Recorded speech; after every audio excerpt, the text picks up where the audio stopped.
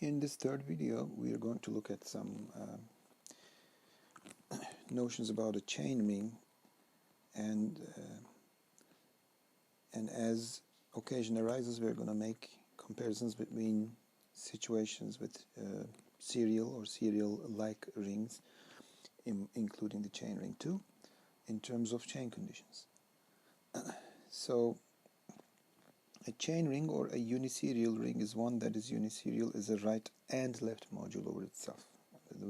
Probably one of the best well-known examples, non-trivial examples, is the localization at a prime, whose description is given here. You can view it inside the field of rational numbers, and its Jacobson radical consists of factors in simplest form a over b, where p doesn't divide the numerator a. And this is a uniserial ring because all the ideals are listed in this sequence. So it's basically a non-Artinian but Noetherian ring with the powers of Jacobson intersecting trivially.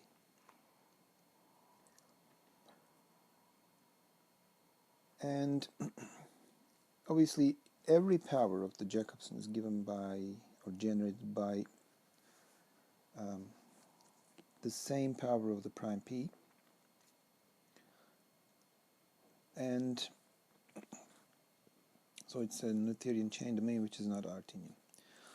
Once you have this ring, you can view the rationals as module over the localization at p, and this gives an interesting example of a uniserial module that is neither Artinian nor Noetherian.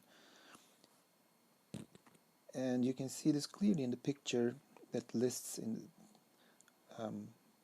a sequence all submodules of Q. So there's the ZP, and everything comes along with it from the previous sequence, and then everything above ZP and between ZP and Q, that is. So these are, anything above is generated by a negative power of the prime p. Okay. Now, if you have a right serial ring with the powers of the Jacobson intersecting trivially, or the intersection vanishing, then this gives you that R is right Noetherian. And it's easy to see that. Just take a primitive idempotent E, and because of the assumption you have this same condition, same restriction, or on the ej to the n's. And now it's a simple exercise to see that every submodule of ER must be one of these powers of the one of these objects, namely E times J to some power. So that shows you clearly that this is Noetherian, because let's say if your sequence, the first term of an ascending chain, let's say A1 starts here, where A1 has to be equal to AJ to the n, then the ascending sequence cannot properly ascend for more than n steps, or n plus 1 steps. So obviously this is Noetherian. But it is non-Artinian, obviously. The converse would say, for a right serial ring,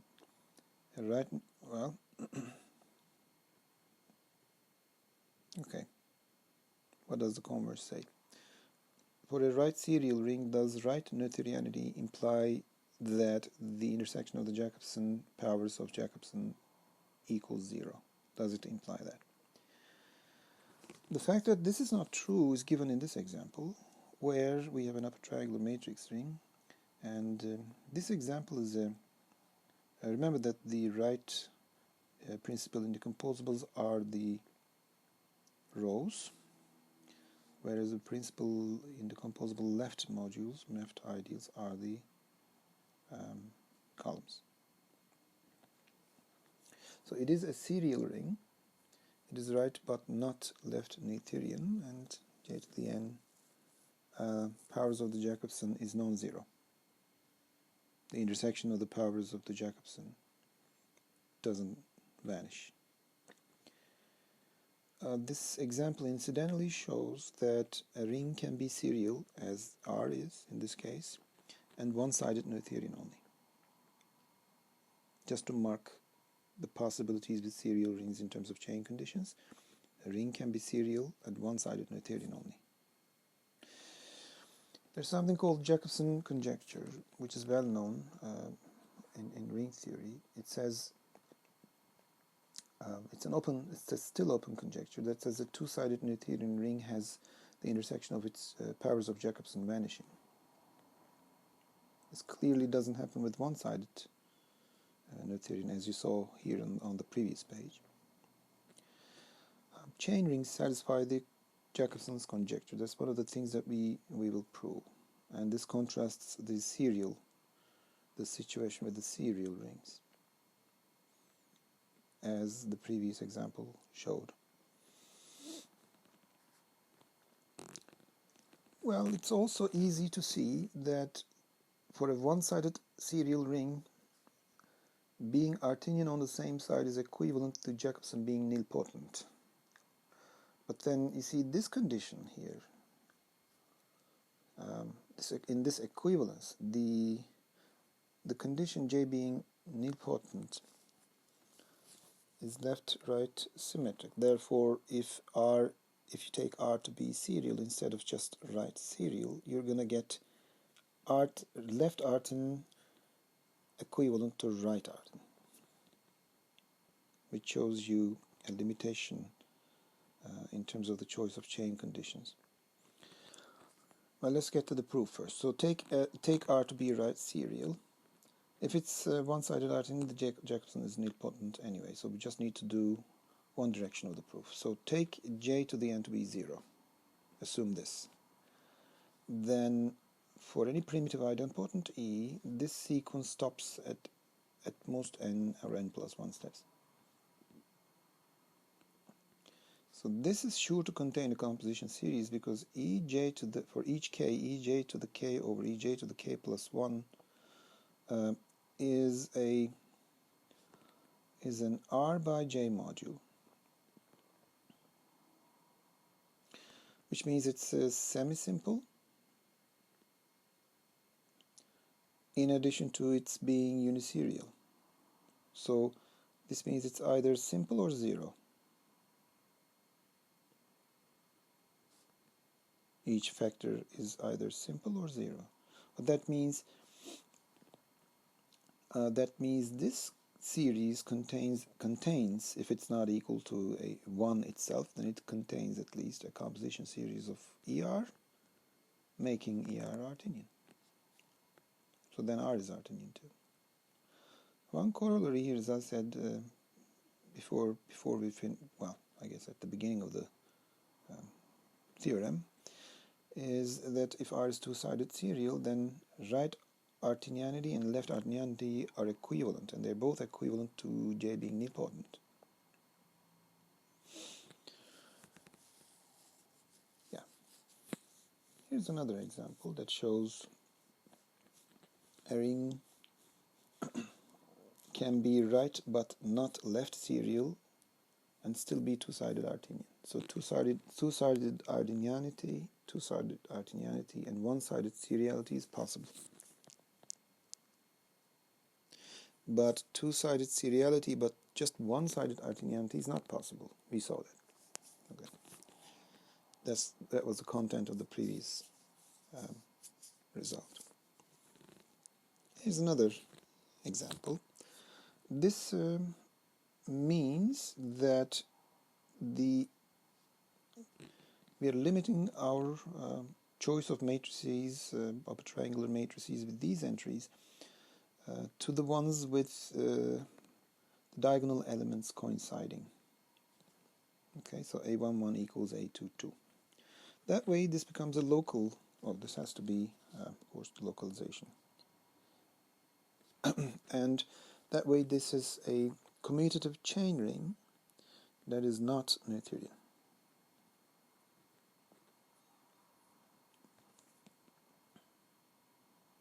Okay.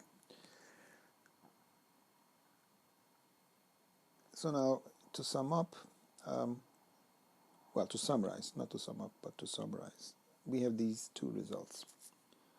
So if you have a chain ring, then right artinianity is equivalent to left artinianity, and that in turn is equivalent to J being nilpotent. And for any one-sided serial ring, this condition ensures that the ring is Noetherian on the same side. And for serial rings, this does not happen. For serial.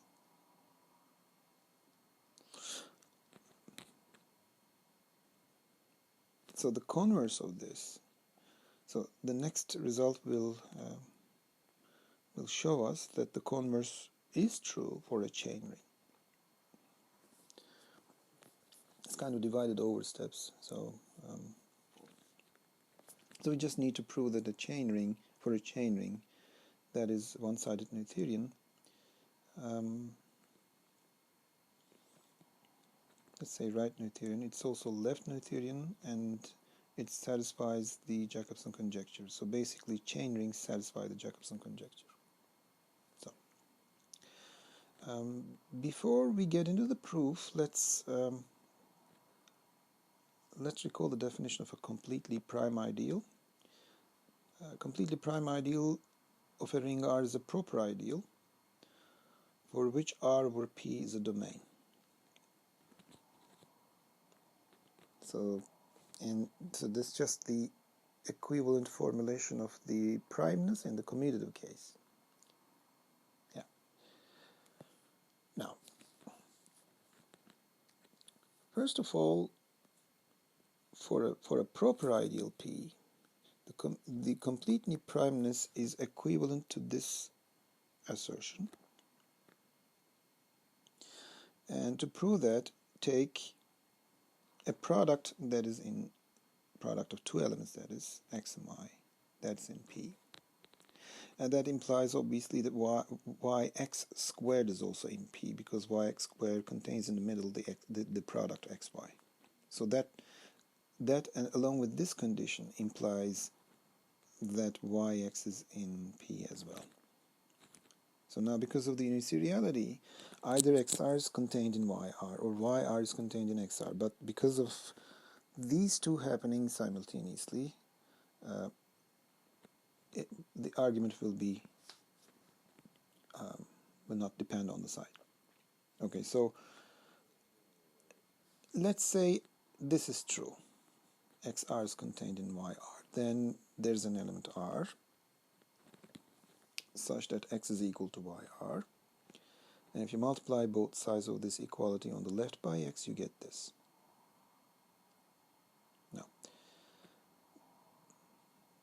Now, if x squared is in P, then x must be in P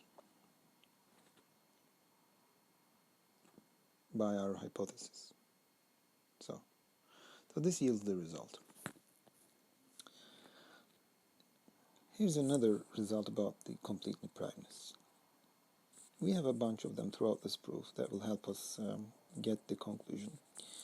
So if you take a proper non-zero ideal with that's idempotent, I mean an idempotent, non-zero and proper ideal, then it has to be completely prime. Idempotent in the sense that a squared is equal to a. Okay.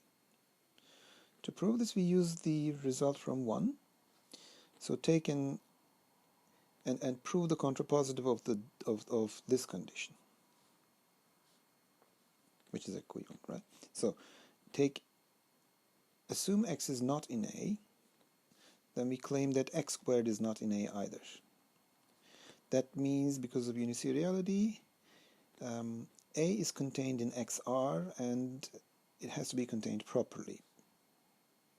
When it's contained in that properly, it has to be contained in the radical of XR, which is XJ. That's the radical of XR.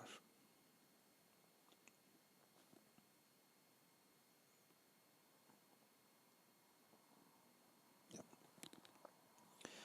So multiply both sides of this inequality, this one, by A on the left or A on the right. What you get is A squared on the left, which by assumption is still equal to A, and XJA on the right. Now, the JA part is contained in A, which implies that this is contained in X squared J. Remember our assumption of A, one of our assumptions was that A is non-zero. Therefore, A cannot be contained in X squared R because it contains X squared J properly in this case. You see, this condition, this being non-zero, forces X squared J to be non-zero, which in turn makes X squared R non-zero. So this part is clear now. So X squared is not in A, as desired.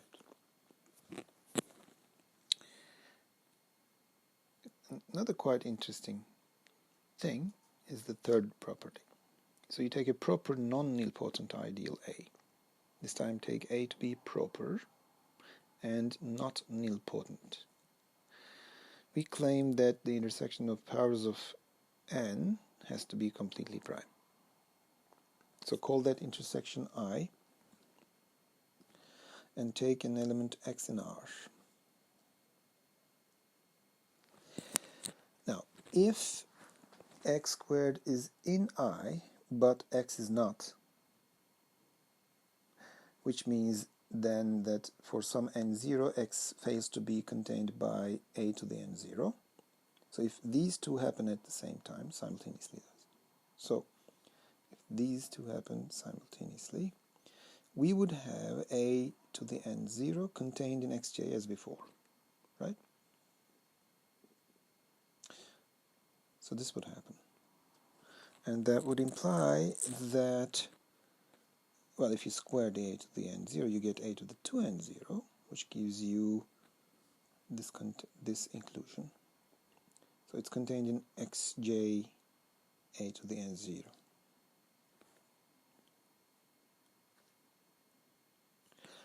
And as before, we noticed that this portion is contained in xj, which puts a to the 2n inside x to the x squared j. Now, since a is not nilpotent, x squared r, so this is not 0. It means in particular that a to the 2n0 is not 0, which makes x squared non-zero because of this situation, this inclusion here. It's above a to the 2n0. And then x squared is non-zero. So the series of inequalities that's marked by the pound sign gives you a contradiction. Now the conclusion follows by one. Again, in the case of a uniserial ring, we have number 4, that is, if you have a completely prime ideal and x is not an element of P, then P has to be equal to Px. To see this, just take any element small p of capital P, then by this assumption that x is not contained in capital P, then x is not contained in Rp, the left ideal generated by P, which by left uniseriality implies this inclusion. So that means what? That means there's an R such that P is equal to Rx. But since capital P is completely prime and x is not a member of it, of capital P, we must have R belonging to P. In other words, the small p is contained in capital P times x as desired. Now, number 5. If P is completely prime and cyclic as a right ideal, then P is either J or 0, the Jacobson radical or 0. Because if it is not the Jacobson radical, you can choose an element in the difference, say x. By the preceding result we proved, then P must be equal to Px, which is contained in Pj because x is contained in J. Therefore, therefore we have a contradiction because, no, not a contradiction yet, but since P is cyclic, it means AR is contained in AJ. See, this is equal to AJ, this is AR, right? But this would imply, as we said, as we indicated before on several occasions, this would imply that P must be 0. And that completes the proof of number 5. Okay. Now you see, if J is nilpotent, then there's... Okay, now all we have to do is to prove the assertion. Namely, if R is right Noetherian, then you're going to prove that the intersection of the powers of the Jacobson is 0. Now we can do that after number 5. If J is nilpotent, then there's nothing to prove. We divide this case into J being nilpotent and not, because when J is not nilpotent, you can use only when J is not nilpotent, you can use number 3. You can apply number 3, which said what? Which said this. A proper non-nilpotent ideal. That's why we needed that distinction. Okay, so take J here. J is now proper, obviously, and non-nilpotent, which means the intersection of the powers of the Jacobson is completely prime.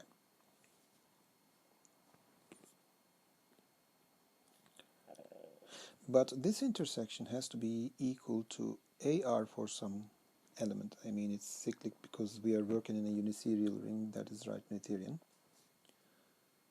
Therefore, it's finitely generated, hence cyclic, so there's such an A, as is indicated. And that implies that, in particular, that the intersection of the J powers of J, is proper in J.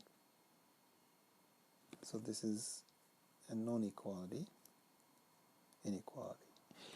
And then by number 5, which tells us that a completely prime ideal that is cyclic as a right ideal has to be either J or 0, then this intersection, which is now known to be completely prime, has to be equal to 0.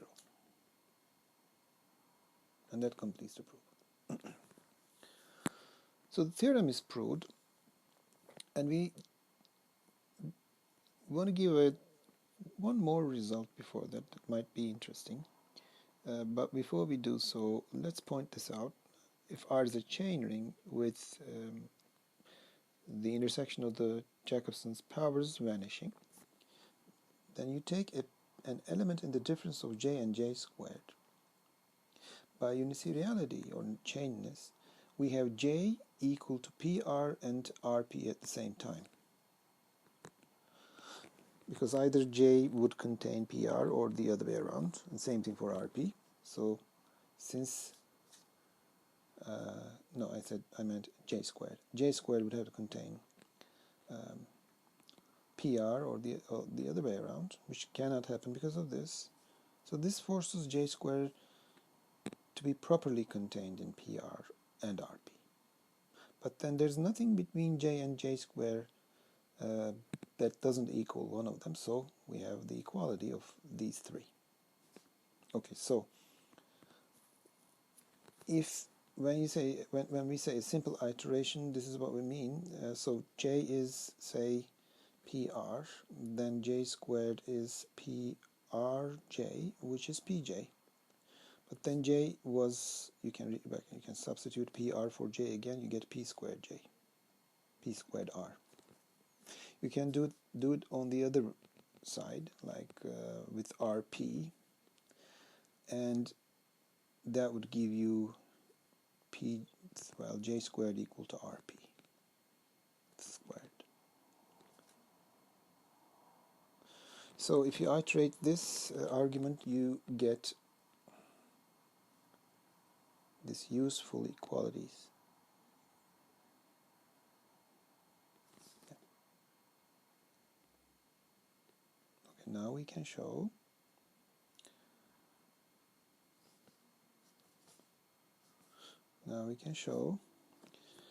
the theorem. An Artinian chain ring is quasi-Frobenius. So all you have to do is to prove that it is one-sided self-injective. Quasi-Frobenius means that it is two-sided injective. Injective as a module, as a right and a left module, and plus it is Artinian. And by equivalent conditions or characterizations of the quasi-Frobenius rings, all we have to do is to prove that this is right self-injective. So take a right ideal and assume it's proper, because we are going to ask this F to extend to R. Now by the discussion that we carried out, R is a chain ring, so A is equal to j to the n for some n. Because all one-sided ideals are powers of the Jacobson, including the zeroth power that's defined to be equal to R itself. So A is in this form. Again, you choose a P in the difference of j and j squared so that powers of the Jacobson are in these forms. Right. Now, let's note this.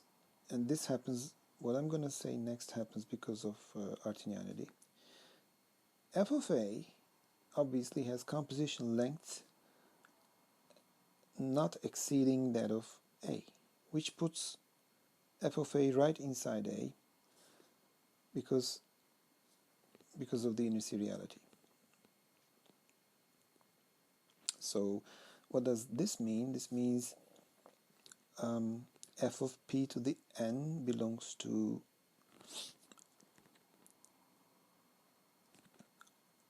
P to the n R again, which also is equal to RP to the n, which means we can write F of P to the n as the product of some R and P to the n. And what that means is F and left multiplication by R agree on P to the n R. Namely, they agree on A.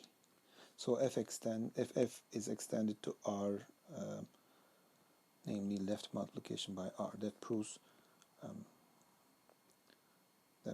self-injectivity. Okay, so this concludes our video. Thanks for listening.